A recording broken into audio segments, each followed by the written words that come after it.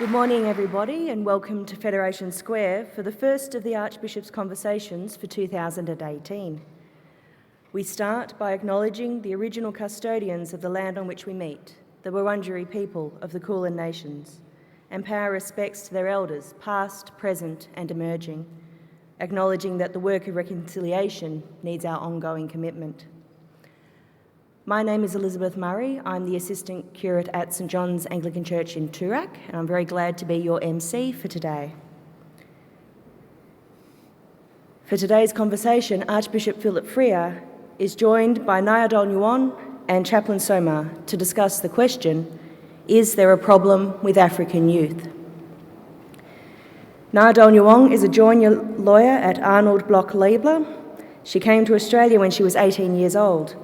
Before that, her family lived in refugee camps in Ethiopia and Kenya, fleeing the civil war in Sudan. Nyuon and her family resettled in Australia as part of the federal government's refugee and humanitarian program. In Australia, Nyadol completed her Year 12 and went on to a Bachelor of Arts at Victoria University. While visiting South Sudan in 2011 to vote in the independence referendum, she learned she had been accepted into the Juris Doctor at the University of Melbourne and graduated in 2015, realising her goal of becoming a lawyer. Please welcome Nyadol.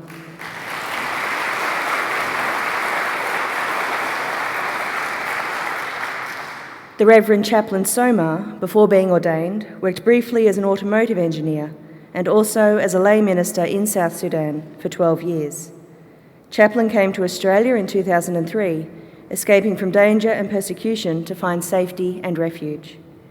He worked as a robotics technician at Cosma for 2 years while studying part-time at Trinity College Theological School, where he completed his theological training in 2008. Chaplain was ordained deacon in February 2008 and ordained priest November that year. His first curacy was at St Peter's Eastern Hill. His second curacy was at Footscray Anglican Church, where he has served as priest in charge since 2010. Please welcome Chaplain.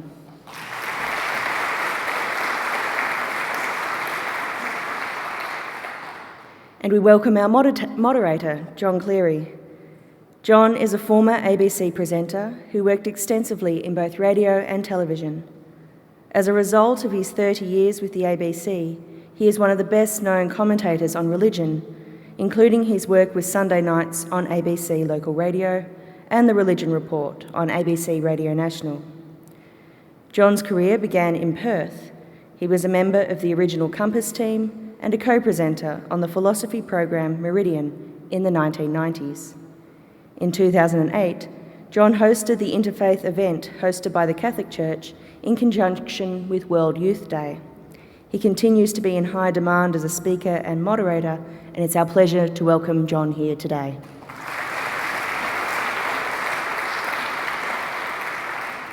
Welcome to what for many people has become a touchstone conversation. Is there a problem with African youth? For some, it's a new and disturbing question, but for the history of our nation, it strikes chords that go deep into the Australian psyche, chords which still, it seems, have resonance. They're deeply ingrained in Australia, chords that date back to the 1860s, the gold rush fear of the Yellow Peril, and back then it culminated in the implementation at our own federation of what became known as the White Australia policy.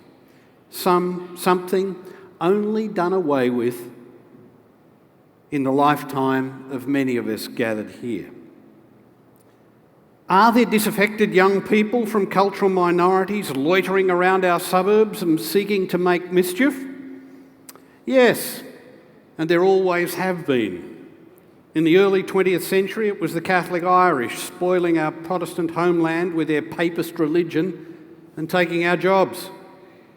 In the 1920s, the inter-urban youth gangs of Sydney and Melbourne were celebrated by poets such as C.J. Dennis in his Sentimental Bloke. They were called the Push. In the 1950s, there were bodgies and widgies. In the 60s, mods and rockers. In the 70s, sharpies. In the 80s, punks, all of whom were seen as problematic young people with their own defiant subcultures. But of course, there has always been an underlying ethnic flavour to the mix. Post-World War II, it was the Italians and Greeks and other refos from Eastern Europe. In the 70s, it was the Vietnamese. In the 80s, the Lebanese. In the past 20 years, these differences have been magnified by the growth of a significant non-Christian religious community, Islam. In the past decade, to this heady cocktail are further distinctive: skin colour, race, African faces. Have we come full circle back to our own particular version, today's particular version of what was once called the Yellow Peril? Race, religion and culture robbing we Australians of our culture and taking our jobs. That's certainly the message that some find intoxicating. It also tempts other ancient fears, law and order, characteristics only too willingly exploited by the bottom feeders of both press and politics. Have we arrived at a point, and perhaps we've seen it already, when a government minister, in a not too distant echo of the British politician Enoch Powell's famous 1968 Rivers of Blood speech, was heard to say, "African gang violence has made people in Melbourne scared to go out to restaurants at night time because they are followed home by these gangs." Well, far be it from me to say Mr Dutton was perhaps seeing something of a political opportunity here.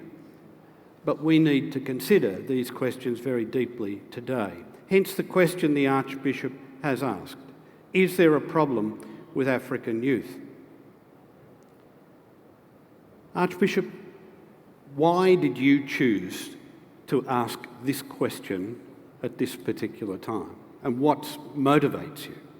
Well, I think it's a very emotional matter, and the way it developed through January and just the way some of the responses have been subsequent to that. It's very polarising on many sides, and perhaps just to comment a little bit about a service we had in our cathedral just across the road, where we came to know that school year was approaching. Some young children who were of Sudanese origins were anxious about going back to school. They thought that there'd be, possibly victimisation of them in their classrooms, or that this kind of reputational impact on them just because they were of African families and ancestry would be negative. So we were just very conscious that that was emotional in many families who were, in a sense, all caught up in this general description of an African problem, a South Sudanese problem. And I think that on the other side, we know that there are victims of crime who feel very anxious. So if anyone, and if anyone here is a victim of crime from anyone, it's an awful thing. I've been a victim of an armed hold-up, and I know what a traumatising experience it is. So I think that it's an important topic because it's one where there's a lot of emotion and a lot of anxiety, because I think we're living in an era where we're anxious about identity, we're anxious about belonging, and when some of these, as you, I think, very helpfully summarised, John, that these old things of race and identity are put together with fear, it is a very heady cocktail which can be very destructive. So I think it's good to bring it out in the open and have a pretty broad discussion, as we hope to do today. Nyadol, from your perspective, is there a problem with African youth, and what for you is the nature of that problem? There are easy and there are hard answers to that question. I think as a member of South Sudanese community, as someone who has grown up in the Dandenong areas and has seen people struggle with housing and employment and discriminations and issue of settlement, and also just generally understanding how the media tends to cover crimes that are committed by people who look different compared to crimes that are committed by young white Australian, it's not very easy for me to then say that there is a problem with African youth. But at the same time, one can appreciate that if you've been the victim of crime, if you've had someone break into your home, it really doesn't matter whether it's been done by a small group of South Sudanese, kids. The terror of feeling not safe in your own house is something quite familiar to a lot of South Sudanese people. So I can appreciate when people say that there is a problem with South Sudanese or African youth, or as the media like to say, young people of African appearance, which is a rather broad term because I think a white South African, I'm not sure whether they fit into the idea of, of African appearance, but so I can appreciate, because if that has happened to you, you have a sense of, a much more heightened sense of danger and fear, and the problem does look bigger than it is. So it's balancing those two perspectives. First, seeing it from within the community, with seeing it much more in a sober manner, the facts themselves, and at the same time being able to communicate to those who have been victims of crimes that you appreciate the fact that they are concerned about their safety and security. I'm not sure if that clearly answered the question, so I think it's more of a yes and no. But Chaplain, perhaps I could ask you for your experience. You work on the ground in the community, you have been doing for some time. What's your experience of the nature of the issue, if there is an issue? Is there a problem with African youth, and what's your understanding of it? Quite a very probably hard question to answer. However, it's quite true that yes, to some extent, there could be those problems or issues with the young people. But again, those issues would have come as a result of something that went wrong somewhere. And based on that, we end up in a situation where we are with the issues that goes around. We, of course, do clearly know and have seen on the media and have followed in various ways that those issues are there that probably, can't be deniable in some extent. But again, it's the way it's portrayed in the media and how it is really put out there for everyone to understand. We do believe that probably most of us have got children. And with that, if our own child is caught up in a situation such as that, what would be the feeling of, the parent? And based on that, the South Sudanese community itself, for a long time has been struggling with such issues that are being put out there in a way that really totally destroys the whole community. And the pain of that is what we work on a lot within the church and within so many areas of community. And that alone led many parents into a situation of stresses, which leads to depression, and others end up even really feeling unwell or hospitalized because of such victimization. However, in my own view, yes, we are humans. We do know that, yes, children are children in growing up, and most of these young people that we call children now grew up in this country, in Melbourne mainly. Most of them came as children, as kids. Some, didn't know where they came from, although they are being told, yes, you are South Sudanese, but they don't even know where South Sudan is, until maybe to some extent, whereby some would begin to ask the questions, why are we here if we are from South Sudan? And that gives them the understanding of why they are here. And so it's quite a very tough question, and a tough issue within the community, to my understanding, and it's a struggle. Yes. You could accept that there is, to some degree, that there is a problem with some South Sudanese or some African young people. But at the same time, there's also a problem with the narrative that has developed around how we talk about this issue.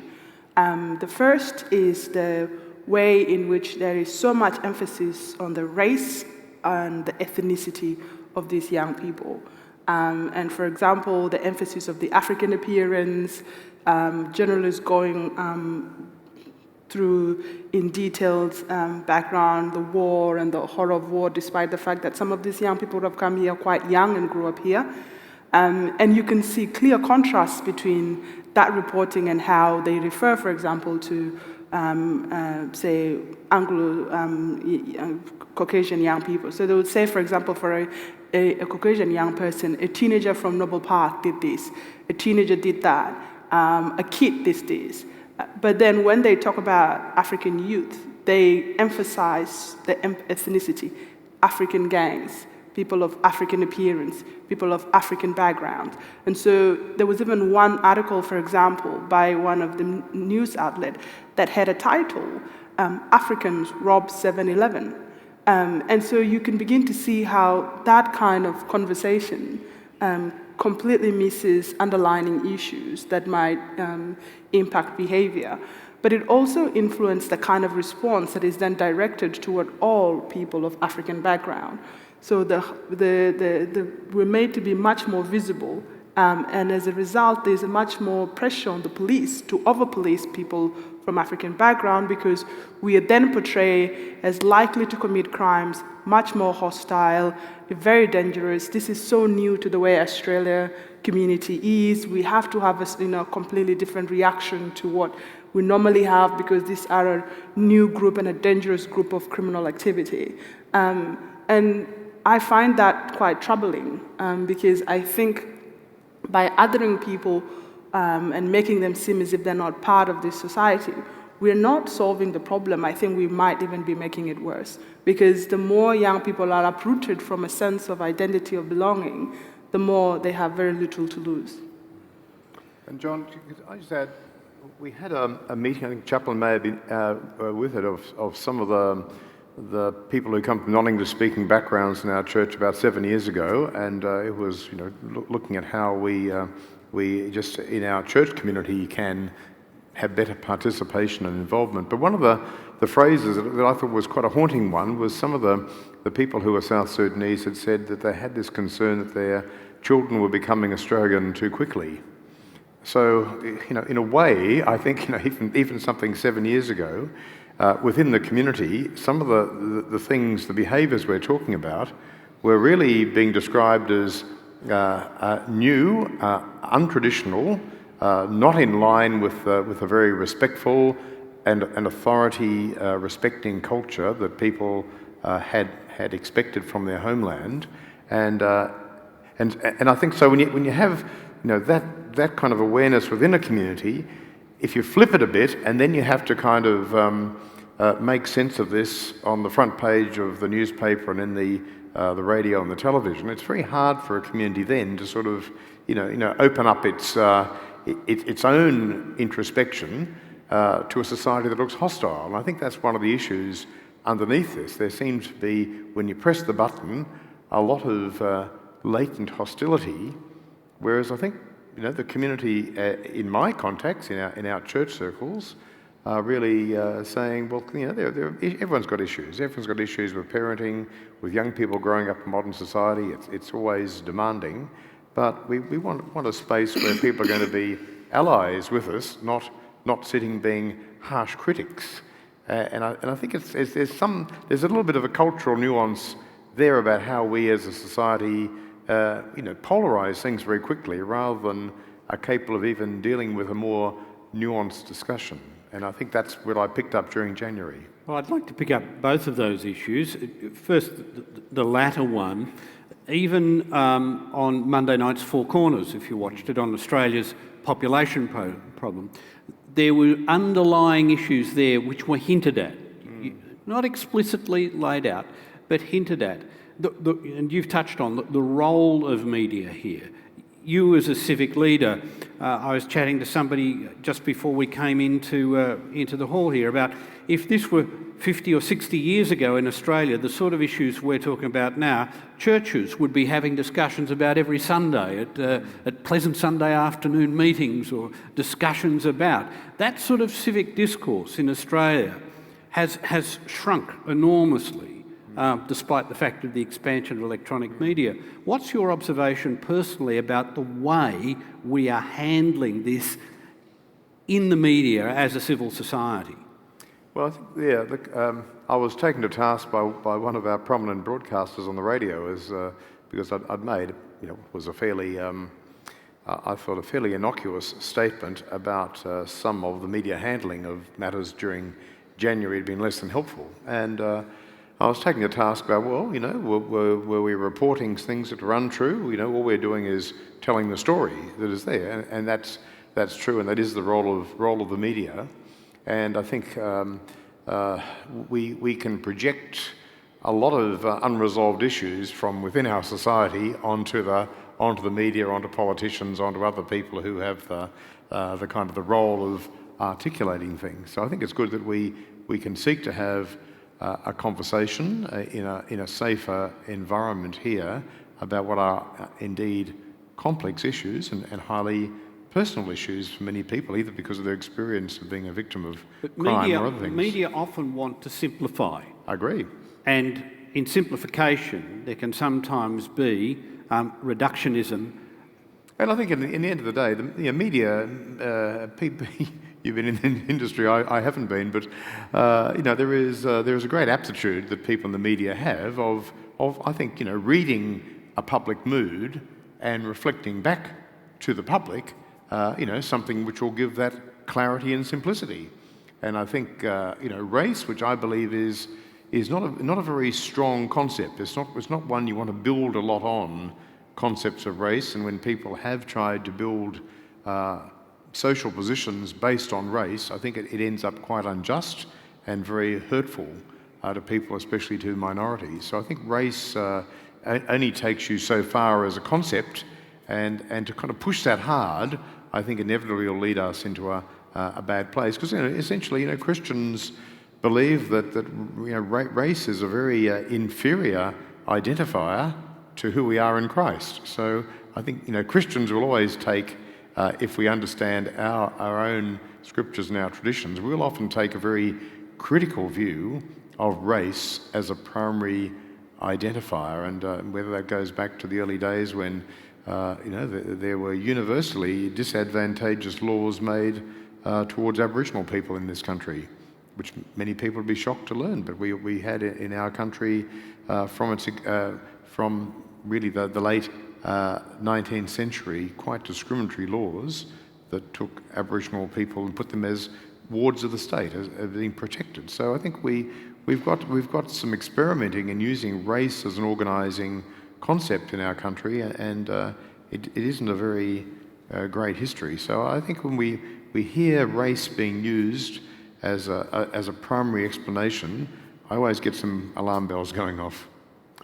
Chaplain, picking up on something else the Archbishop said about the way these things are having an impact within the communities that are subject to the pressures, and the way in which many people in traditional families who've come into Australia, a new culture, in many ways a different culture, and find a generational problem in the values transition. I think it was 7:30 on ABC TV 3 or 4 weeks ago that had a story where the family basically said, our young people no longer respect who we are. So there are issues, genuine issues, for families in this situation. 2 questions out of that. One, what are the significant issues for families? And secondly, do you think there are sufficient support services for families coming into a country like Australia, which is so profoundly different from the situation from which many of them have come? Indeed, yes, the community or the whole gathering would probably, know about how things are, but then the community alone itself, in a way that it has entered into, has again put the community into a level of different understanding of their being in this country, and secondly also of what the future would be for their children in this country who are being already victimized and who are already put into that criminal sort of recording or what that could be. And the hope is almost nowhere. It's sort of dark to a point that, yes, I do know that some people did say to me, we regret to come to this country. We thought we ran out of the war that was in our country. But now this war is more than the war that we ran from.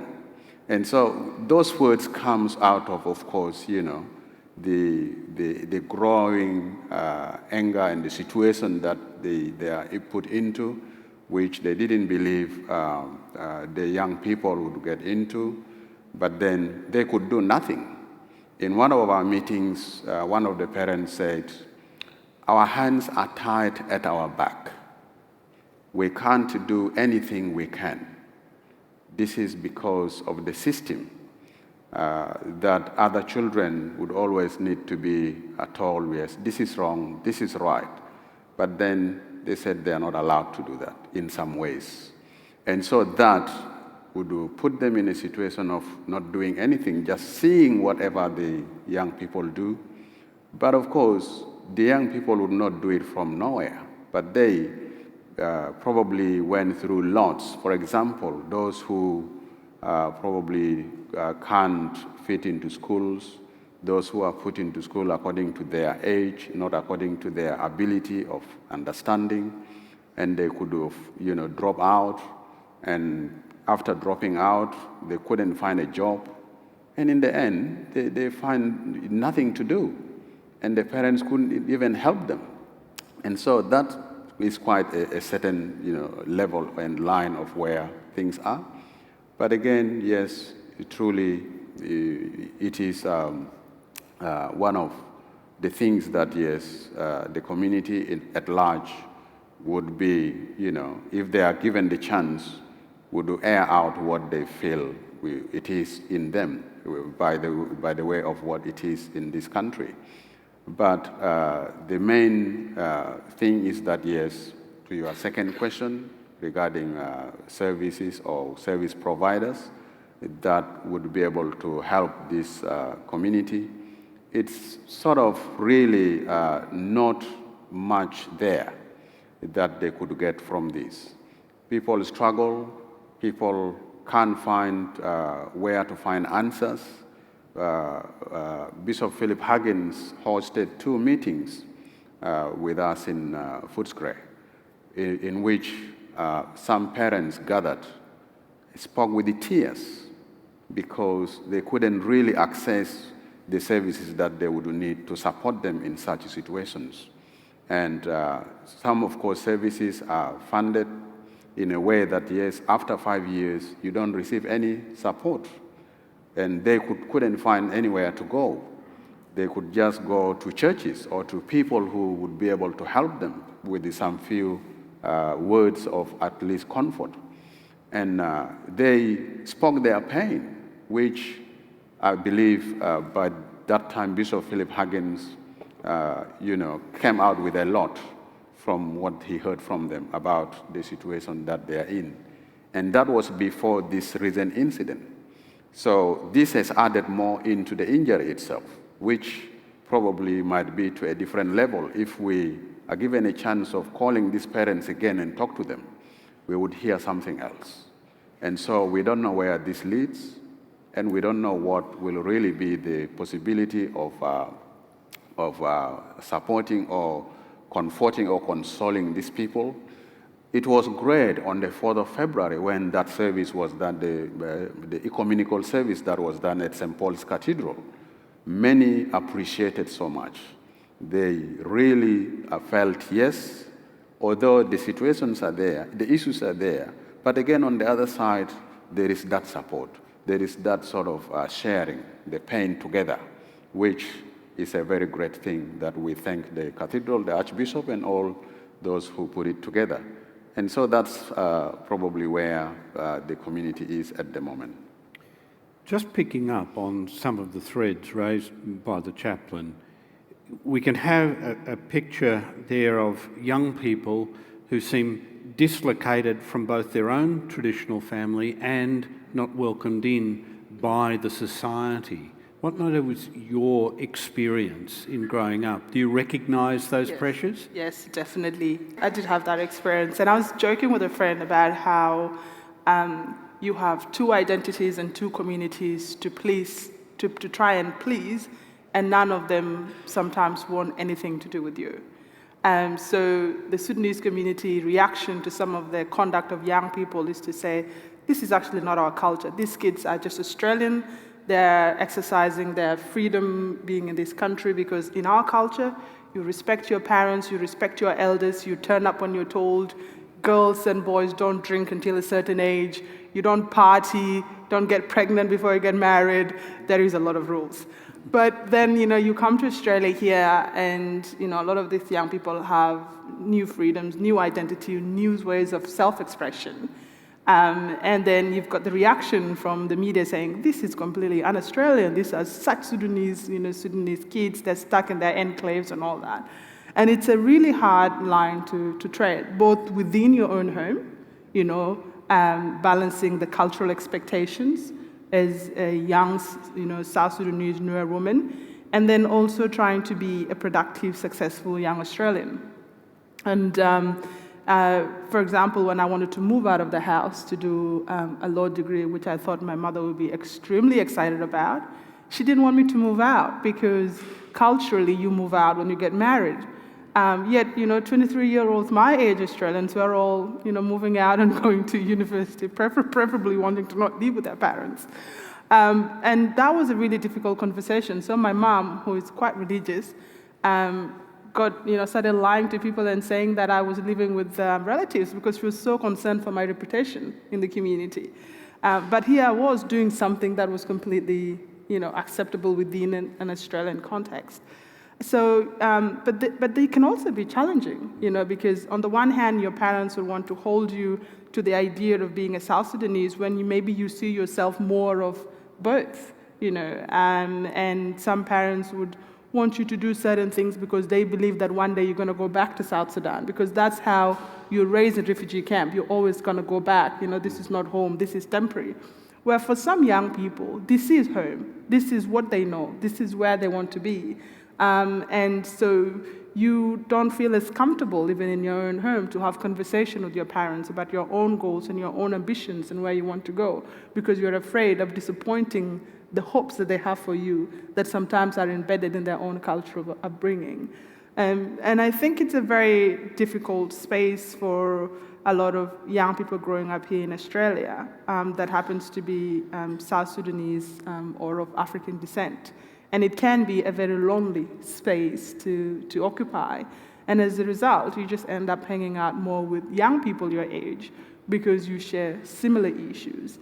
And sometimes that's when things can get a little bit out of control, when you've got young people who maybe sometimes lack guidance and think and feel squeezed out of both identities, can then end up getting into trouble. So I do think it's a difficult and I guess the key issue for young people moving into the wider Australian society is integration primarily through work. And is, in your perception, and I'd ask the chaplain too, is race, particularly skin colour, an issue with young people of South Sudanese or African background when they are looking for work? To some degree, I think so. And even when they've actually had their education conducted here in Australia, both primary and tertiary education, I've come across so many South Sudanese who have master's degrees from the universities here, who can't find employment in that area, who are working as security guards. Nothing's wrong with that. But I remember going to the court one day and meeting a Sudanese man who has just finished his master's. And he told me, can you please, use your contact to find me a job. I finished my studies and I've been applying for work for years and I can't get employment. And this is a common story where we've got many graduates that graduated from Australian universities that can't find employment, or young people struggling to find employment. Unemployment is a big issue within the community. We are struggling with underemployment of young people, but also older people. I think what I've noticed within the last few years is a lot of people want to work. They don't want to be on welfare. My own mother has been looking for work and has made herself available to work anywhere. And it took her nearly 6-7 months to be able to land a casual role as a disability worker. The issue of race? I was just adding, further to that. I came across people who really, right from the beginning of contact, were put into that colored skin sort of category, in which they felt, well, if we were not born black, we would probably go through this. But then they couldn't do anything much. And that was just, sort of through phone call. And some through interviews, and they were not given the chance because of that fact. And they felt, well, how would they look for a job anymore? But we try to encourage again, to say, keep looking for jobs, and one day you will find jobs. And it's quite a very central and very strong issue within the community, in which you would find some people really frustrated with the knowledge they had, as Nyadol put clearly, that some have got masters, some have got doctorates, and some have got their own levels of education with experiences that they've got, but they can't find any job at all. Even I sometimes do the security licensing, referring sort of thing. So I've done so many for people who have got masters, and you could find them at calls, at Kmarts, they are working as security. But others, of course, due to frustration, went back to South Sudan to become politicians, if they can, to do things that they can easily do. Some who are lawyers back home are here in this country without even job at all. And they could feel, well, they don't know why they're here. But their expectation was to find some jobs so that they could be able to do as much as they can. One of the friends was a medical doctor, and he went through the process, and he's not offered a job. But at least he got something in an insurance company where he's earning his daily bread, which a bit convinced him. But again, it's not to the extent that he would probably be happy with. So the issue of race in employment is quite a very strong one. I did remember some months back was called into this meeting at the Premier's office, and the Premier was happy to pump more fund into some other organizations so that employment could be available for some African people who would be able to apply. And so I'm not sure whether that has happened or it's working or not. But again, it's a level of understanding where the issue of color, the issue of race is very strong. John, can I just make a comment? I think it's hard in a majority culture for us to enter the imaginative space of people whose experience we don't share. And I know Chaplain who's here and Duku is here, Joy and I went with a number of our Sudanese leaders to the Northern Territory a couple of years back to meet some Aboriginal people, and I was interested because I think for people before, their experience of Australia was Footscray.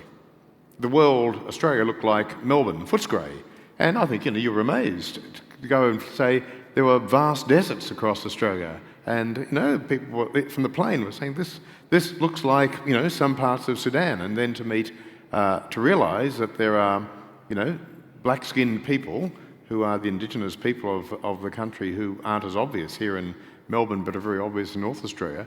And for many people who've come here, they've come and they're not city dwellers. They're people from rural areas. Their whole wealth and identity has been, for some of the groups, in cattle. The whole construct of value and identity, is, and we're asking people to go from that society via the massive dislocation of a refugee camp, then to finding significance in something which is, really entirely different. You don't have those kind of constructs. So I think it's very hard for us to enter that imaginative space if we're from a majority culture, and it's very easy for people who are navigating what I think is a massive cultural change and identity change to only hear that we get interested in them at the point of criticism, not at the point of understanding, or not at the point of saying, how can we together help you with your aspiration, but you're part of a problem. And I can imagine, I try and imagine these things, because I guess I've grown up with people who came from Eastern Europe, sometimes people who are highly qualified but had to do very menial jobs here because their qualifications were recognised. This is a long story in Australia, but I just think we struggle with our empathy, and we're not heard as being very empathetic when, as a society, we just look like we want to, as a majority culture, whack people for something that happens from some individuals, and look, and you start using language as if it applies negatively to a whole community. I'd like to pick up on a couple of those questions in a moment, but you were about to make an observation in relation to what the pastor had said.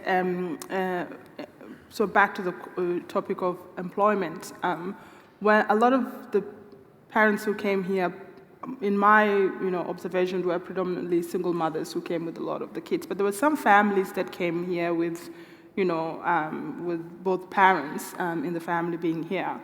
And then generally, in my experience, Sudanese men tend to have a better level of education than more Sudanese women. And so it was the men then that had the opportunities when people first arrived here to go to schools and to go to universities. And when they couldn't find work, a lot of them then went back home. And I think that plays into this issue of a lot of our young men ending up, not a small number of young men ending up doing bad things, because we've lost for a period of time, we lost quite a huge number of fathers who couldn't find employment here, who had to go back to South Sudan to find, to put their education that they'd got to Australia here to some use.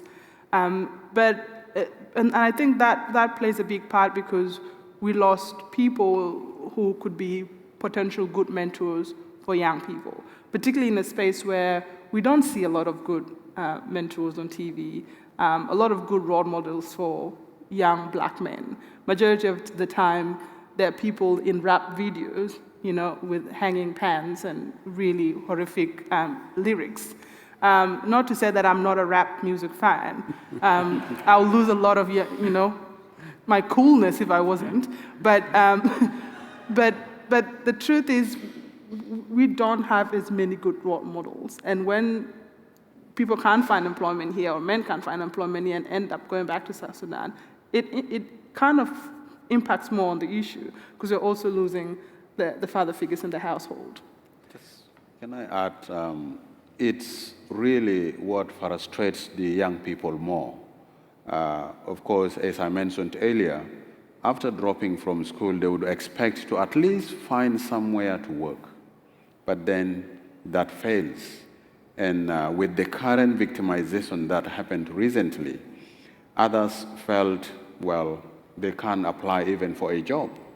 And this is because just on the street, as the Africans are put into that colored sort of appearance, some even got scared walking in the evening, in which one was going for sports, and then others who saw him were saying, "Oh, that's the one, that sort of thing." But again, while he was a person who came from school and going for sports and going to get back home.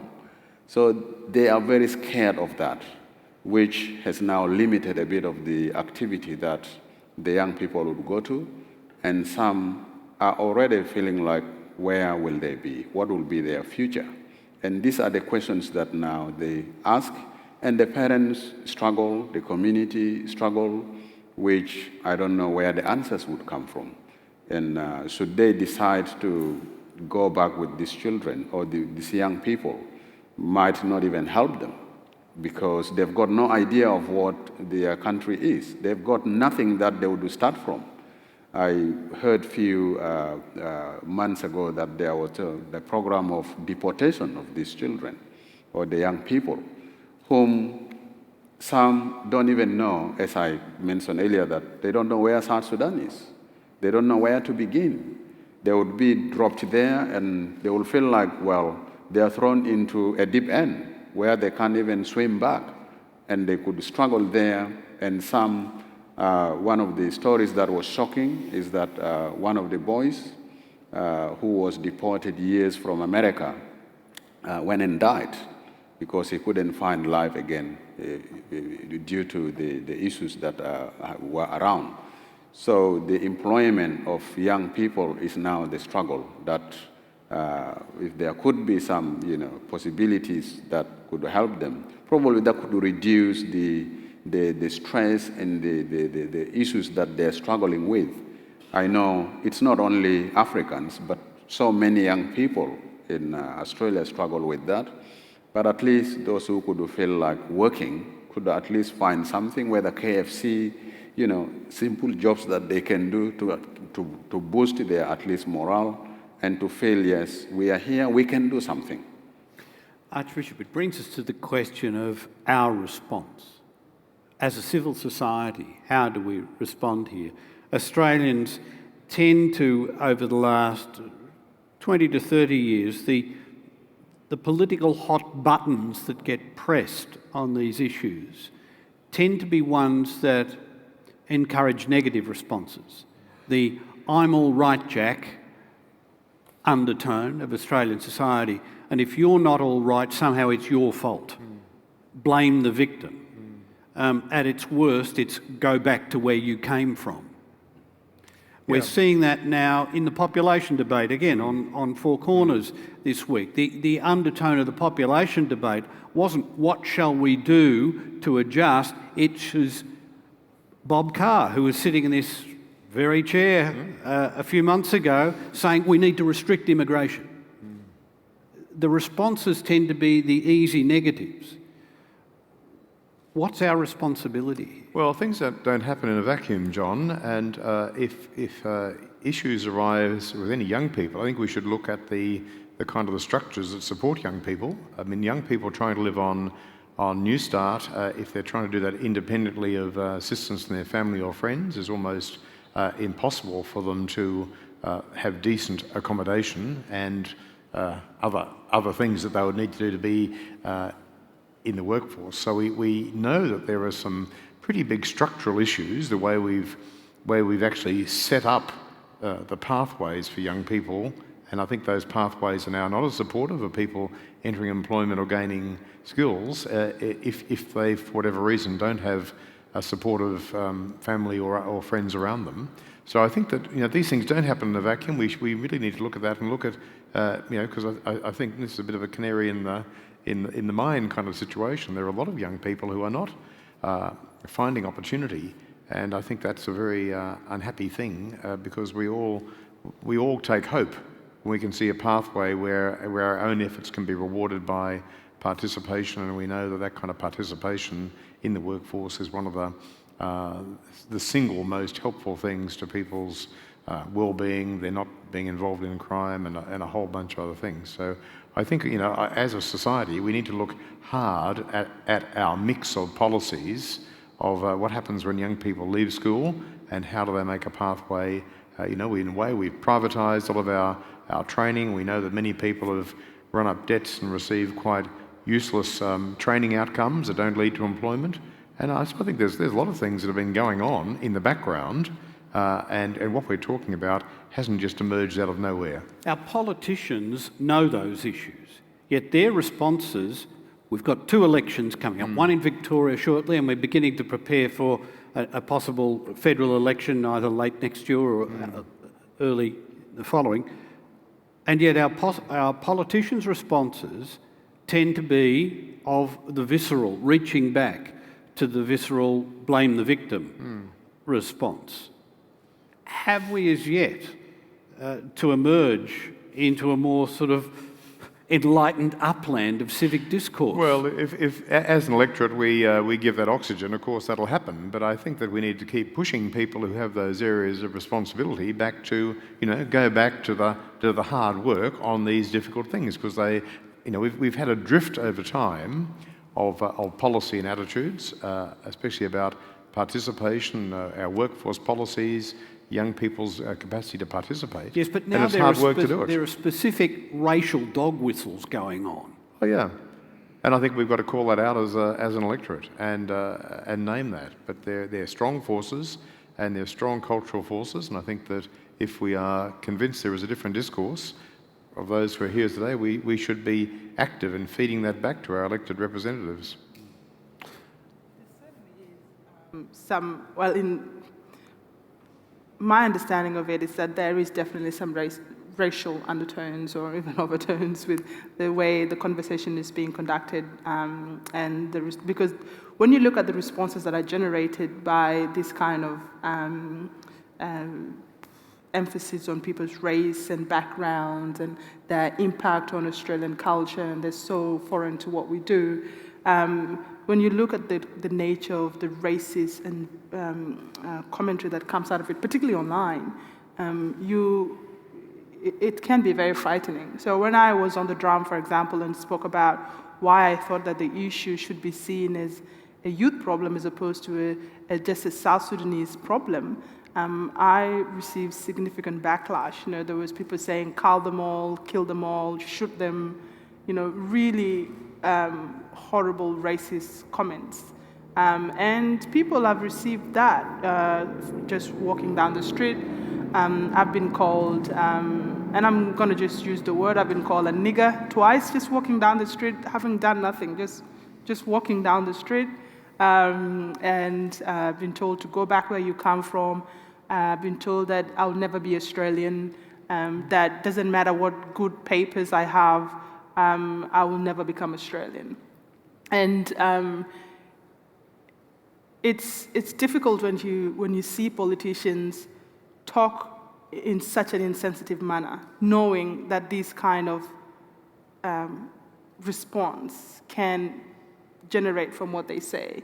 And my conclusion is that they don't care, or for me as someone from a migrant background, I feel as if most politicians don't care about people who look like me. And I think it's a really sad thing that many young people who might look like me feel like that we can be used to simply get votes, to consolidate the majority against us, to make us look as if we're not even human beings or decent human beings, deserving of being recognized as individuals as opposed to being talked about as a collective.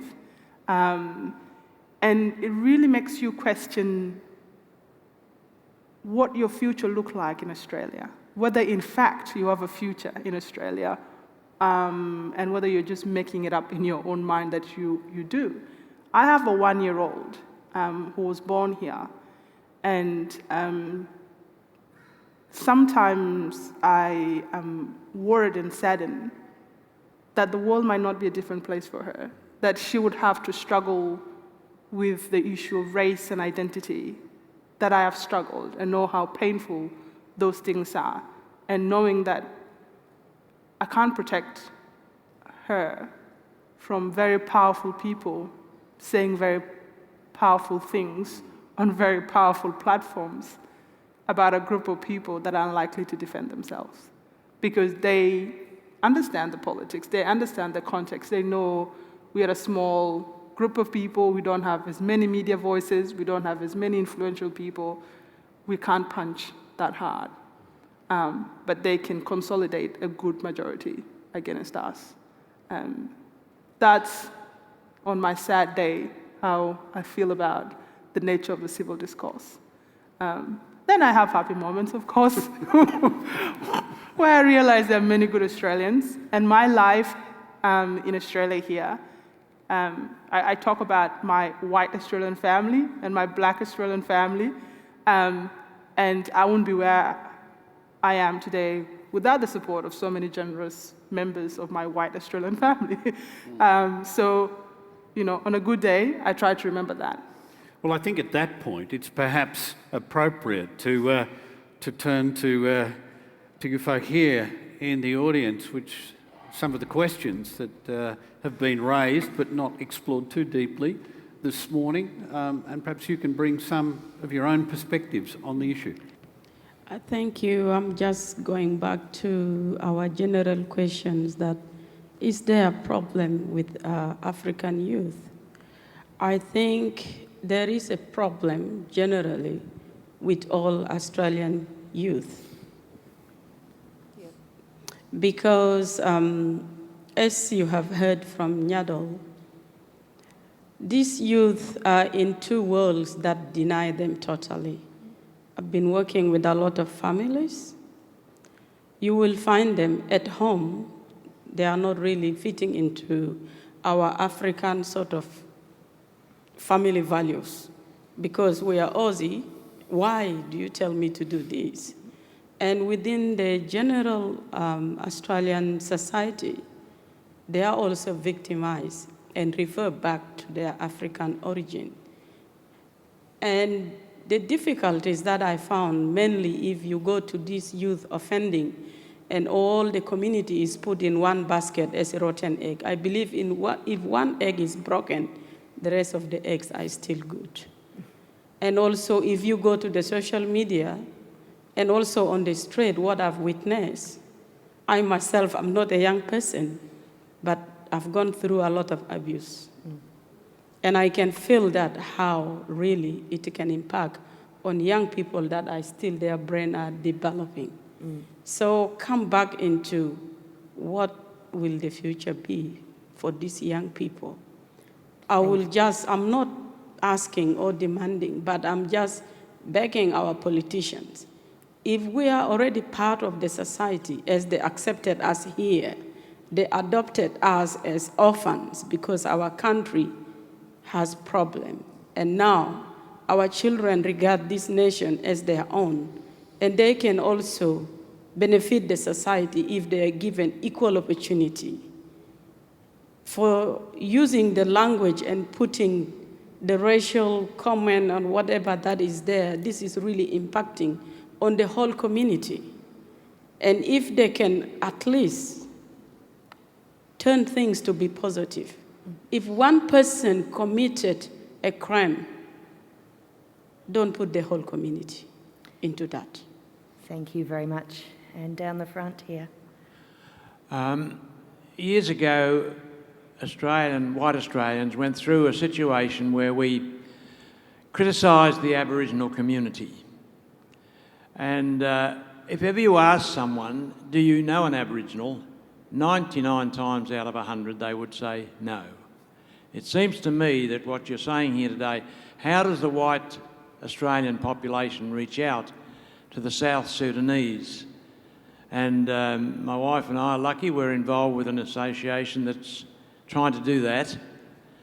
Our son and daughter-in-law and friends come up every Monday to teach English to refugees, and most of them are elderly, very few young people, because they're come out here from their own countries, escaped from the terrors, and have found it difficult, I guess, to say to their children who now speak English, and they don't.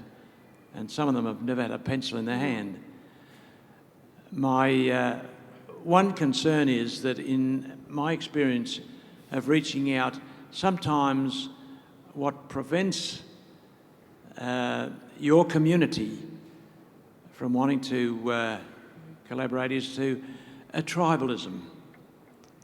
This seems to be a problem within the South Sudanese group, and I just hope that we white Australians will be sensitive enough to break through that and just keep going and keep trying. And I'm so grateful to you all here today. It's been wonderful. In terms of cross-cultural connections, what you've mentioned about volunteering for organizations that work with people from South Sudanese background is probably what I would also, recommend, because there are a lot of good organizations that are working within the Sudanese community. There are some youth organizations, for example, as well, that are now beginning to pop up. Young people discussing issues of identity and home. But I agree with you. I think a lot of our older people are struggle very much with the English language. And that also plays a part in some of the issues we experience, because some young people don't speak their mother tongue very well. So you end up in a household where people can't even communicate with them among themselves, or clearly communicate among themselves. But in terms of the tribal issues within the South Sudanese community, I think we might need a whole day to discuss that, so I'll stay away from it. Chaplain, do you want to respond? Truly, yeah, as humans, we do believe that, yes, among ourselves, there are those little bits of issues and to do with what we're struggling with. But I do still commend that the efforts and the resources many of our family that we call US family in Australia put into the South Sudanese community is hard to describe in words. But again, it's quite a very important or very sort of really uplifting support to the families or to the community itself. The issues among, South Sudanese themselves are like issues in any family where they are there, but again, they are not very much into a level of being able to destroy the other things that are around. But the main thing is the way in which the community is supported. We have been talking about how the community is victimized, generally or generalized. But again, this family that we are in this country will never be forgettable. And many out there who really receive those support, I don't know what they would say, but the words that they always say to us in churches, in places, in sharing, are very, very much appreciated, because that they couldn't find somewhere that they could call a family like the support that the Australians give. For example, people like us coming from refugee camp, and today we are here. It's because of this lovely and great setting of family that is in this country that are able to do it. But the minority who are out there, those who do say words like to Nyadol, as he mentioned earlier, I do receive lots of those words. Go back to your country. Go back to, those sorts of things. But we don't feel bogged down because of that. But we look forward into what we are contributing into this wonderful society that we are living in. And so that's a bit of addition into what Nyadol said. Thank you. First of all, thank you to the wonderful panel. It's been a great conversation this morning. As someone that works with young people in the city of Melbourne, and particularly within the church community, we've talked a lot today about some of the political and some of the social solutions that we can be working on. I'm interested to know, what responsibility do you see the church playing in this issue, and particularly with youth? And I guess the question that I'm asking is, how do we practically apply the gospel within the church community to the issue of youth in the city of Melbourne? What does it look like for us as a church to participate with the good news of Jesus Christ, particularly within the African community? It's truly a good question to ask, and because this is the way forward to the way we look things. The youth who were at home or who grew a bit at home came to Australia with the sort of the African understanding of church. But then, of course, coming to this country, things then changed. So the way young people understand church here is different to the way young people understand church in South Sudan. And that is what we need to bring together. And so by bringing that together, the gospel can easily be applied in the way in which these young people do understand.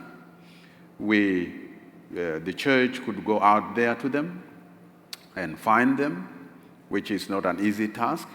But again, I believe that through prayers and through the continuous and the consistency of witnessing, the society can be able to reach, or the church can be able to reach into this youth, in which they are really longing for the gospel.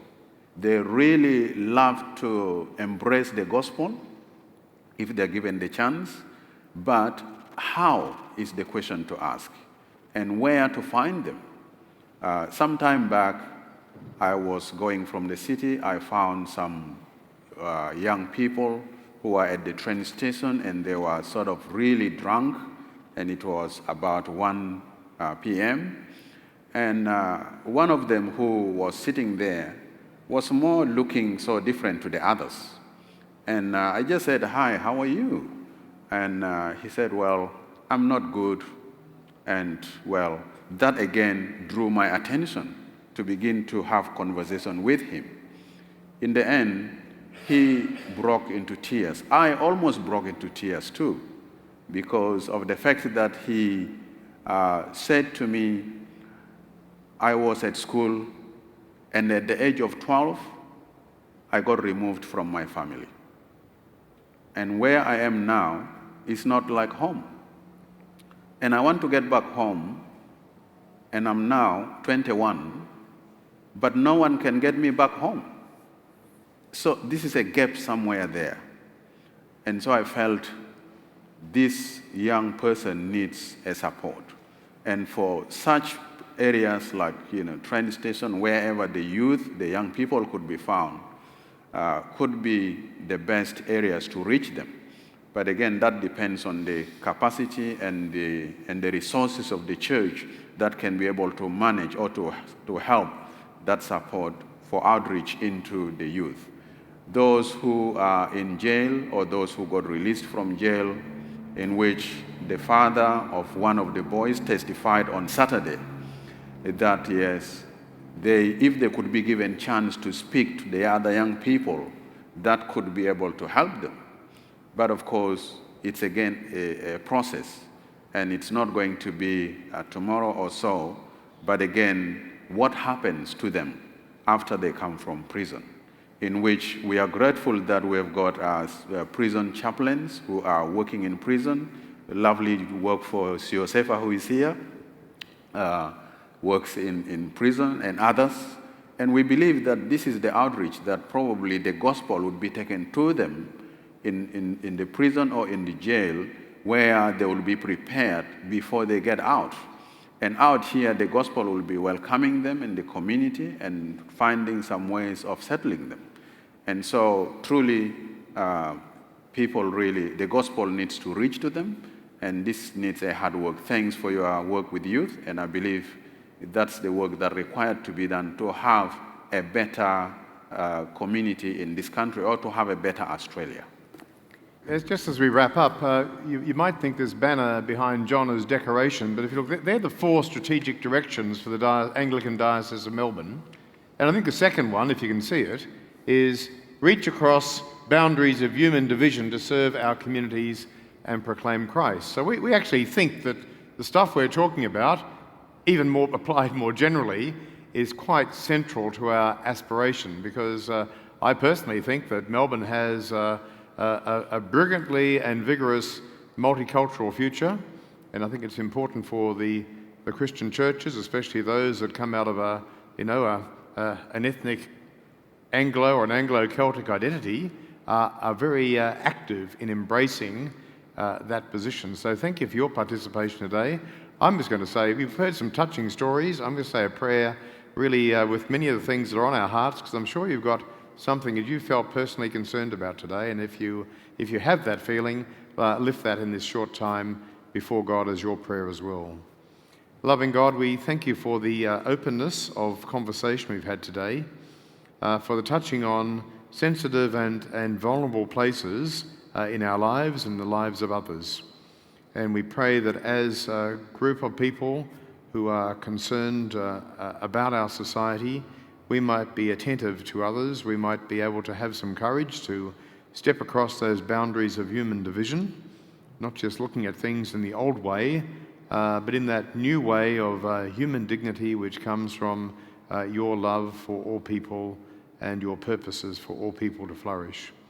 So we thank you particularly for John and for Nyadol and for Chaplain for all the things that they've done and led us in our reflections today. And we lift our own prayers of our own hearts before you, and we pray this in Jesus' name. Amen. So thank you for your participation, and look forward to seeing you again. It'll be at a bit of a cooler time, but come back.